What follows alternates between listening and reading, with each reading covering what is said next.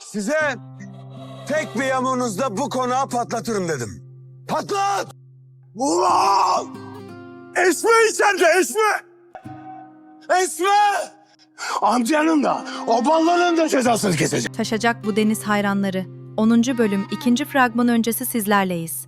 Bomba gibi bölüm yine bizleri bekliyor. Adil bombayı patlattı ve konak yıkıldı. Esme'ye ne oldu? Oruç ve Elen'in ne tepki verecek? Şerif bu durumu nasıl karşılayacak? Yürekler tutuldu ve yine cuma bekleniyor. Şerif, İmre'yi vurdu mu? Sizce daha neler olacak? Yorumlarda buluşalım. Takip etmeyi ve beğeni atmayı unutmayalım. Birlikte varız. Hepimizin dizisi Taşacak bu deniz.